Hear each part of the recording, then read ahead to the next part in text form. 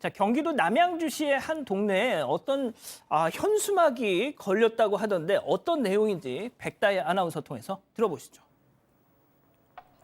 경기도 남양주시의 한 거리에 현수막 하나가 걸렸습니다.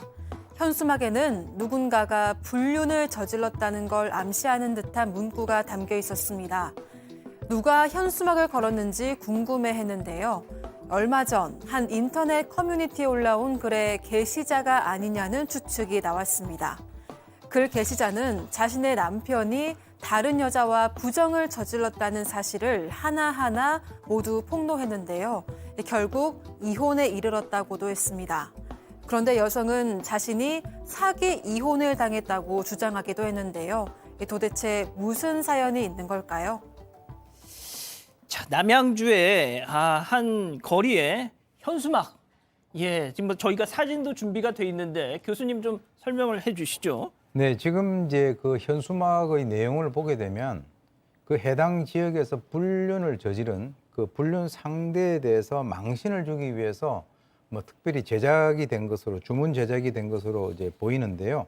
그런데 이제 커뮤니티 그 원글에 보게 되면 아마 그 이렇게 올라와 있어요. 상간녀는 이제 현수막 때문에 더 유명해졌더라고요. 누군지는 모르지만 정말 감사드립니다. 그러니까 누군지는 모르지만이라고 하는 이 글을 쓴 사람이 바로 그 당사자라고 한다면 당사자가 아닌 제3자가 이 내용에 대해서 개입을 해가지고 현수막을 자기 돈을 주고 제작을 해서 건 것이 아닌가 이렇게 추정이 됩니다. 당사자도 아닌 사람이 자기 돈을 들여서 저런 현수막을 걸었다. 약간 좀 이해가 안 되는데 어쨌든 백 변호사님, 네. 이거 약간 모욕 뭐 이런 거 아니에요?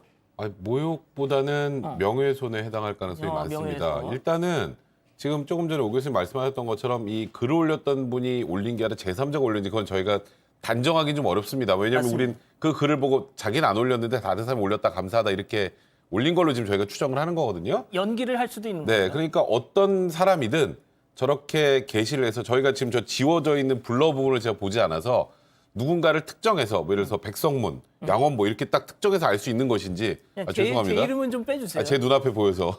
근데 그걸 보고 저 사람이 이런 불륜을 저질렀어라고 사람들이 인지할 수 있으면 이제 많은 분들이 이걸 오해하시더라고요. 저게 팩트라고 가정을 해보죠. 팩트, 내가 사실을 알렸는데 그게 무슨 명예훼손이야라고 하는데 사실을 알리는 것도 명예훼손이 됩니다. 그렇죠. 그래서 저 부분은 사실이더라도 명예훼손 소지가 굉장히 큰 현수막이라고 봐야 될 것 같습니다. 자, 이 관련 이 커뮤니티 원 글로 한번 돌아가 보죠. 이달 초에 저도 얘기를 들었는데 정말 논란이 됐었잖아요. 그거. 네, 커뮤니티에 올라온 내용을 토대로 간단하게 좀 설명을 드리면요. 이 아내가 남편이 바람피는 것을 한 3, 4년, 4, 5년 전쯤에 알게 됩니다. 아하. 당시에 딸을 출산했었다고 하는데 알게 된 방법도 너무 마음이 아픕니다. 이게 홈 CCTV를 해놓고 아이를 돌보고 있는 그런 건데 거기에 남편과 한 여성이 찍히게 되는 겁니다. 근데 거기서 두 사람이 사랑한다, 입을 맞추고 싶다, 아이고. 뭐 이런 말을 하는 게 녹화가 됐었고 그 이후에 남편은 집을 나갑니다. 그다음에 이혼 이제 이후에 불륜이 발각이 되자 남편은 대행업체를 써서 마치 불륜 대상과 헤어진 것처럼 이 아내를 속입니다. 아직 안 끝났습니다. 그래요? 네. 예. 그러다가 지난해 9월에 남편의 불륜이 계속해서 이어지고 있다는 사실을 알게 되는데요. 이번에는 어떻게 알게 되냐면요. 남편의 노트북을 열어봤는데 거기에 비밀번호 뭐 이런 게 있는 거예요. 들어가 보니까 이번에는 불륜 상대가 누군지를 정확히 알았다고 합니다. 전에 만났던 그 불륜 상대가 아니었다라는 걸 알게 됐고요. 그러니까 그 사람은 가짜로 대행업체를 써서 했던 거였고요. 그 두 사람 관계는 팀장과 사원으로 만났는데 4, 5년 동안 인연이 계속해서 이어졌었던 겁니다. 이 내용은 전부 이 게시자가 주장하는 내용입니다. 예. 그러면 이 글 쓴 사람, 그 글 쓴 사람은 어떻게 대응을 했습니까? 일단 지금 이제 글 쓴 사람의 주장입니다. 예, 그걸 예. 참고를 해서 들으셔야 될 것 같고요.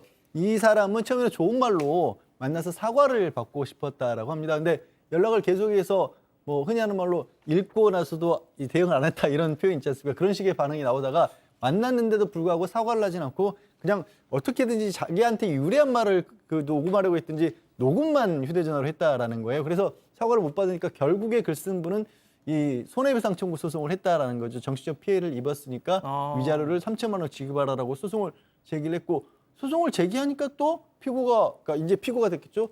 피고 측에서 바로 인정을 하면서 상처를 준 것에 대해서 반성하고 사후제를 드리고자 한다라고 그렇게 나왔다고 합니다.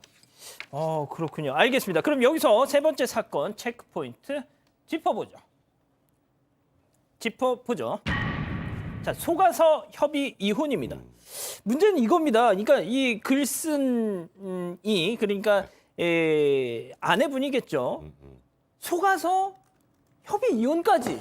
저는 이 부분은 조금 이해는 잘 되진 않는데요. 예. 이 지금 게시자의 주장이니까요. 그 주장대로 말씀을 드리면 전 남편이 역할대행 알바를 써서 불륜 상대를 다른 사람인 것처럼 속였다. 그러니까 A와 불륜을 실제로는 저질렀는데 B인 것처럼 했다라는 거예요. 그리고 부동산 문제로 속여서 협의혼을 하게 됐고 협의혼하는 과정에서 친권, 양육권 다 가져오고 아이에 대해서 재산 분할로 재산의 대부분도 다 가져오고 또 양육비도 굉장히 많이 받기로 했다. 근데 여기서 이제 속았다는 부분은 역할대행 알바를 써서 불륜 상대방이 A가 아니라 B인 것처럼 속였다는 건데 저게 과연 이제 물론 그 부분을 속인 건 맞습니다만 그게 A였으면 이혼을 안 했을 상황이었는지.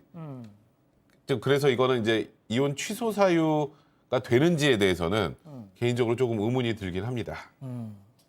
양 변호사님, 저도 솔직히 잘 이해가 안 되거든요. 다시 한번 좀 정리를 해주세요. 그러니까 이 여성의 얘기는 뭐냐면 그 불륜 상대방을 다른 사람으로 속였다라는 거예요. 그런데 그래서 자기는 그 여성과 문제가 끝난 줄 알고 있었는데 계속해서 부정행위가 이어졌다라는 것이고 그것과 별개로 부동산 왜 그런 경우 있지 않습니까? 부동산 뭐 세금이 될 수 있고 다주택 문제가 있을 수도 있고 그런 이유 때문에 그 부동산 문제를 빌미로 해서 이혼을 해달라, 서류상으로 이혼을 해달라 이렇게 요구를 했기 때문에 자기는 그걸 들어줬다라는 거예요. 근데도 불구하고 사실은 계속 그 문제가 아니라 계속해서 부정행위는 다른 사람과 하고 있었고 자신과는 부동산 문제를 핑계로 협의 이혼을 했다라는 거거든요. 근데 이게 좀 어려운 부분이 법정에서 그거를 실제로 입증하기가 쉽지 않을 수가 있어요. 왜냐하면 이혼을 되돌리는 건 혼인을 되돌리는 것보다 더 어렵습니다, 사실은.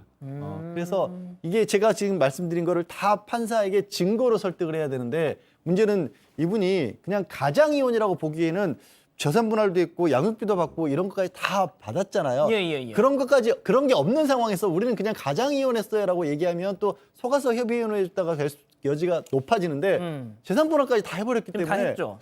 재판부 입장에서 봤었을 때는 이게 그냥 속아서 협의이혼했다라고 인정하기가 쉽지는 않을 것 같아요. 그러니까 예를 들어서 예. 빚 때문에 빚을 그냥 차라리 뭐 내가 떠안고 뭐 이런 방향으로 하려고 가장으로 이혼하는 경우가 있어요. 근데 지금 이 사안은 조금 전에 말씀하셨던 것처럼 그런 경우는 보통 재산 일로 이전이 잘 안 되죠. 그렇죠. 부인한테. 예. 그죠? 이제 이거는 내가 다 이제 떠안고 이쪽을 자유롭게 해주기 위해서 보통 가장이혼을 한단 말이에요. 근데 일로 다 갔어요, 돈이. 그러면은 그거는 특정한 다른 이혼 사유 때문에 넘어갔다고 보는 게 일반적인 우리 일반적인 상식에 부합한단 말이죠. 그래서 양 변호사님 말씀처럼 지금 이 여성의 말이 다 사실이라고 하더라도 법정에서 이거를 전부 다 인정받기는 좀 어렵지 않을까. 그렇군요. 알겠습니다. 갑자기 뭐 별별 상담소 느낌이 나는데 그거는 좀 있으면 또 합니다.